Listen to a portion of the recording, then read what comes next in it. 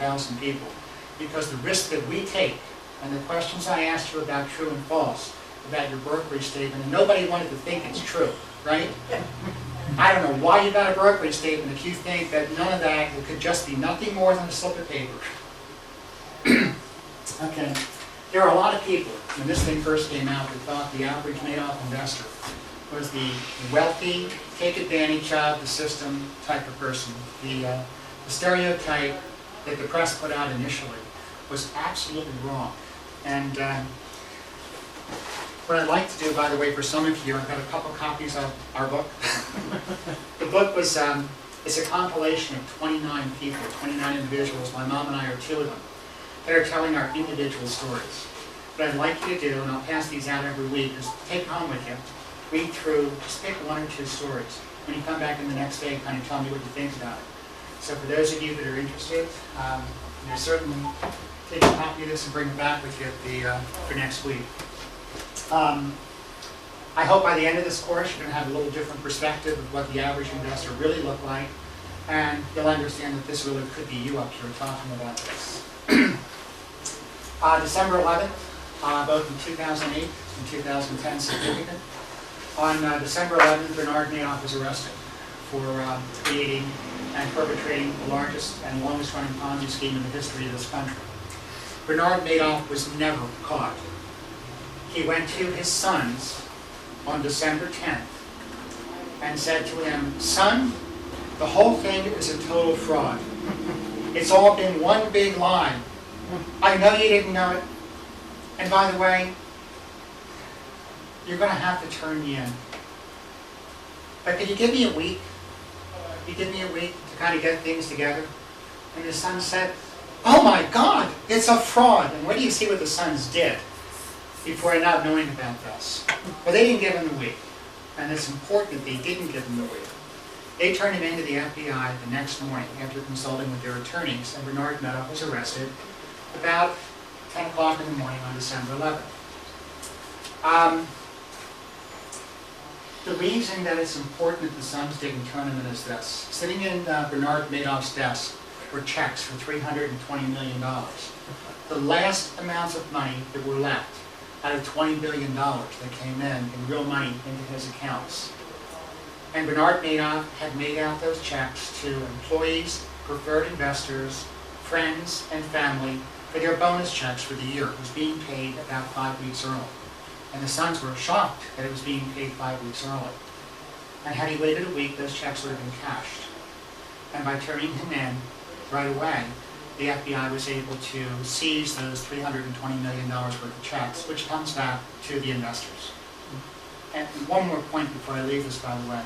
The trustee now has in a bank account $9.3 billion that he has collected of recovery of funds. And he has distributed so far zero. Okay.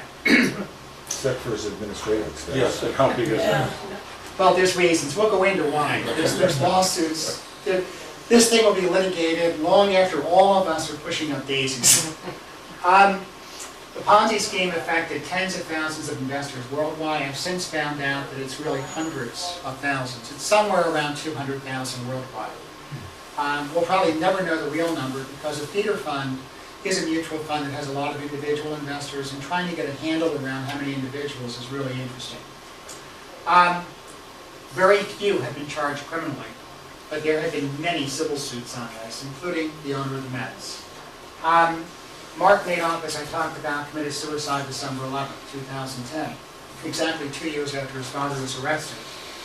And as I talked about it, this is a real tragedy because it doesn't stop the thing. The suicide doesn't stop a single piece of litigation. All it does is require that his wife has to deal with this thing on her own. And his wife has changed her last name, by the way, back to her maiden name. Found for the kids, and I don't blame her. 2 kids, age 2 and 4, are fatherless.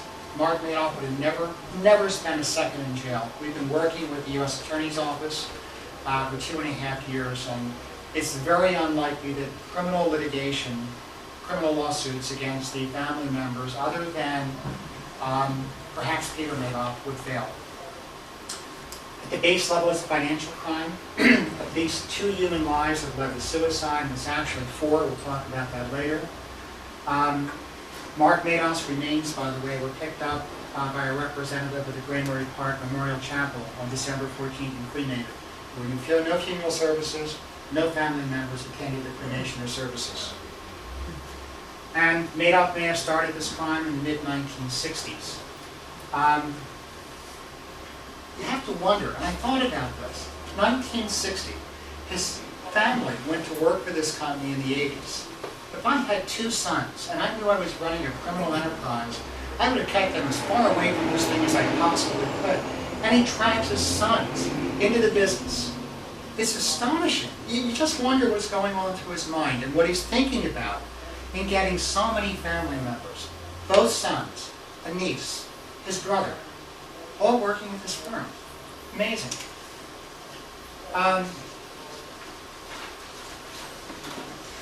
We have some videos here. Let's see if the volume's on.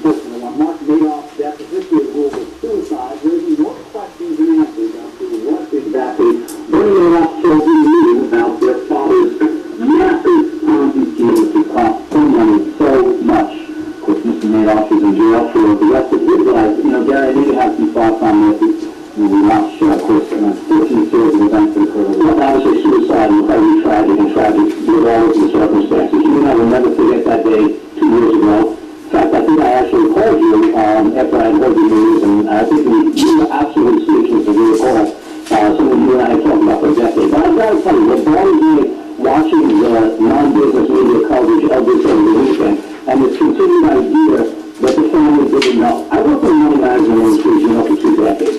Now, when no one has been aware of the children and the brother about the fraud, again, the fact that they take this approach, if they didn't know what was happening, they were putting in several $1,000s and putting out millions and millions on theoretical returns and never asking over the family dinner, you know, how are we making the money? What are we doing with the stock?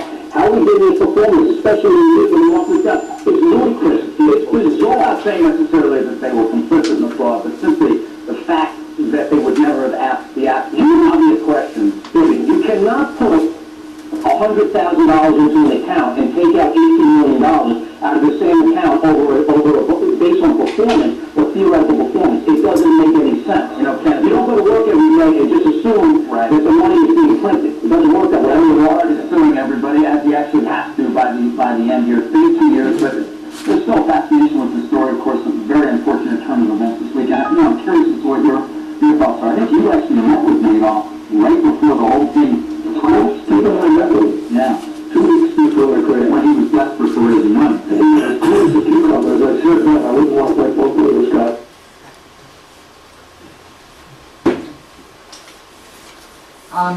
That's the worst video in the group, by the way, because I had actually copied it from the web. The rest of them I downloaded some of these things from YouTube. Important things there. This guy, Frank Langone, is a billionaire investor. And a very short time before Bernard Madoff was arrested, he went to Mr. Langone and asked him to invest in a brand new product that the LMIS was coming out with, and he asked him for $500 million for the investment, and he turned him down. And I don't know if you could hear it, but he said, Bernie Madoff was cool as a cucumber. You would have never known he was in serious trouble. Kind of interesting. This next one is a really interesting video. And the date is October 20th, 2007. Just under a year from the time of his arrest. And Madoff was at a roundtable group talking about violating securities laws. And a couple of quotes, and I wrote them down, you'll hear them. He said, in today's regulatory environment, it's virtually impossible to violate the rules. It is impossible for a violation to go undetected, especially for a long period of time. Listen to hear what Bernie had to say.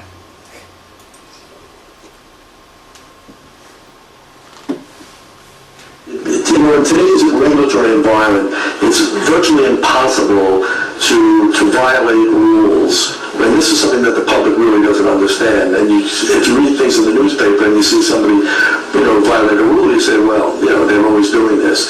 But it's impossible for you to go for a violation to go undetected.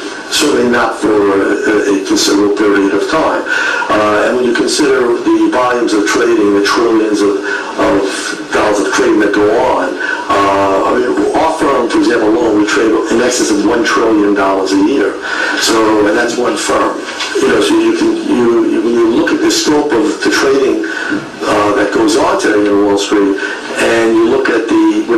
consider to be the infractions, they're relatively small, primarily because, of all the regulation. And most firms do try to comply with that. So we determined that the best thing for us to do was basically to take the human being out of the equation. And that had two advantages in our industry. Number one, when you take the human being out of the equation, you solve your regulatory problems. Because the nature of any human being, certainly anyone on Wall Street, is, the better deal you give the customer, the worse deal it is for you, because you're on the other side of the transaction. It's like going into any store. The store sells you television at a higher price, they're going to make more money. They sell you at a lower price, their profit, goes down accordingly. So as honest as you can find, you try and get people to be, there's this normal, natural pull, that you have to deal with. So by taking the human being out of the equation to a great extent and turning it over to a computer to make the decision, I guess you could also program the computer to violate the regulation.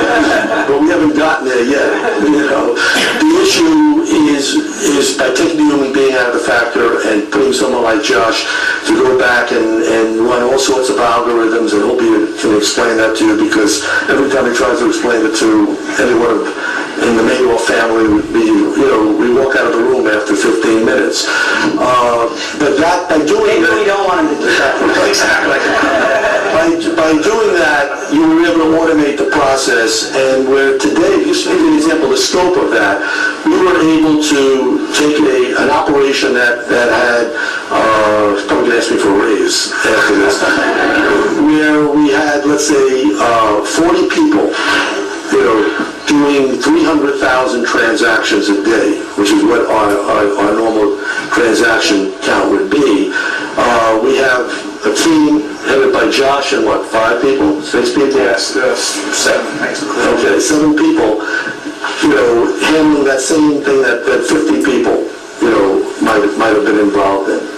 And this is what all market-making firms, do today. That's the way they operate. So, I'm going to ask this of both of you, but I'm going to start with Mickey. So, this is great. We've gotten rid of all these irrational, flawed, error-prone, corrupt people, potentially so.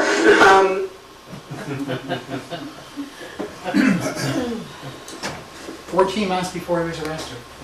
He was already in serious trouble at this point, because Ponzi schemes, by definition, require an inflow of new money. And if you're a $100,000 Ponzi scheme, you don't need a lot more. When you're $60 billion, that money train better keep going. But some of the interesting things, key points. He tells us a large-scale, long-term securities fraud is not possible. Why not? Because the regulatory environment is so stringent, it will be discovered by one of the watchdog agencies.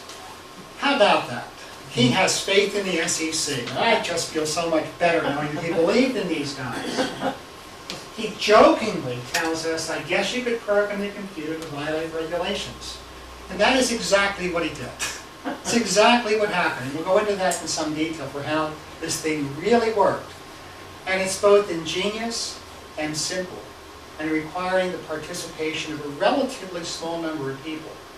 And I'll remind you, when he was arrested, on June 29th, he was sentenced. June 29, 2009, he was sentenced in New York. We were at the federal courthouse for the sentencing. We'll go through that in some detail. And he told the judge he did this whole thing himself. Himself. Oh, he didn't. He instructed 2 programmers to exactly program that computer to generate all these fake statements. He talked about the LMIS being a very large firm, 300,000 daily transactions. $1 trillion a year in annual trading. At one point, Bernard Madoff Investment Securities represented about 15% of the total daily trading volume on the NASDAQ. A very large firm. He says major firms like Madoff try to comply with regulations. So is it really only the little crooks that we have to worry about?